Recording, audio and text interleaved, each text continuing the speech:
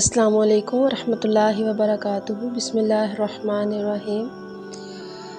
میرے ویورز میں سے ہی کسی نے کوشچن کیا تھا ختنہ کے بارے میں کہ اس کے بارے میں تھوڑی سی ڈیٹیل بتا دیں۔ تو سب سے پہلے تو یہ کہ میں خود ہی کچھ سوالات بھی کروں گی اور خود ہی ان کے میں جواب بھی آپ کے سامنے کلیئر کر دوں گی تاکہ ہر کنڈیشن آپ لوگوں کے سامنے کلیئر ہو جائے، ٹھیک ہے؟ تو سب سے پہلے یہ کہ کیا مسلمان ہونے کے لیے ختنہ کروانا ضروری ہے؟ جی، ختنہ کروانا مسلمان ہونے کے لیے ضروری ہے۔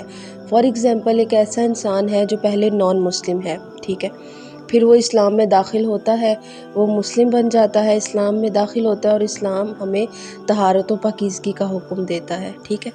تو ایسا ہوتا ہے کہ اسلام میں شریعت کے مطابق حکم ہے انسان کو اپنے جو پرائیویٹ پارٹس ہیں ان کی بھی صفائی ستھرائی ضروری ہے، ٹھیک ہے۔ تو اس کے لیے پھر ختنہ کروانا ضروری ہے، بیکاز ہوتا کیا ہے کہ اگر ختنہ کے بغیر انسان ناپاک رہتا ہے، واش روم کے لیے جاتا ہے تو کچھ ڈراپس کی وجہ سے اگر اس کے کپڑے خراب ہو جاتے ہیں پھر وہ ناپاک ہوتا ہے، تو وہ قرآن پاک نہیں پڑھ سکتا، وہ نماز نہیں پڑھ سکتا، پھر غسل لازمی ہے۔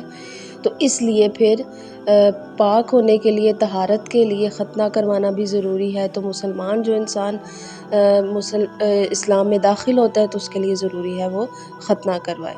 پہلی کنڈیشن یہ تھی۔ اینڈ دوسری کنڈیشن کیا ہے، ایک سوال یہاں یہ بھی پیدا ہوتا ہے کہ اگر کوئی انسان کسی کو کوئی انفیکشن ہو جاتا ہے، یعنی کوئی زخم بن جاتا ہے ختنہ کروانے سے پہلے ہی، ٹھیک ہے، تو کوئی انفیکشن ہے، کوئی چھالے بن جاتے ہیں، کوئی ایسا زخم ہے جو ٹھیک نہیں ہوتا، تو پھر سوال یہاں یہ اٹھتا ہے کہ کیا وہ بندہ اس کے لیے پھر ختنہ کروانا ضروری ہے؟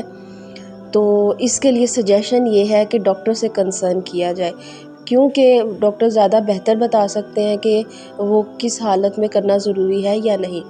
اسلام تو حکم دیتا ہے اس بات کا کہ ختنہ کروانا ضروری ہے اسلام میں داخل ہونے کے لیے، پاکیزگی کے لیے، طہارت کے لیے، لیکن اگر کوئی ایسا ہیلتھ ایشو بن جاتا ہے کہ اس کے بعد آپریشن پاسیبل نہیں ہے، تو آج کل جو ہمارے ڈاکٹرز ہیں بہت ترقی ہو گئی ہے، سائنس نے بھی بہت ترقی کر لی ہے، تو اس وجہ سے پھر کوئی نہ کوئی حل ڈاکٹر نکال ہی لیں گے۔ آپ کی اسکن اسپیشلسٹ سے اگر کنسرن کیا جائے تو کوئی نہ کوئی سولوشن اس کا نکل آئے گا، اینڈ دین پھر آپ آپریشن کروا کے تو ختنہ کروائیں۔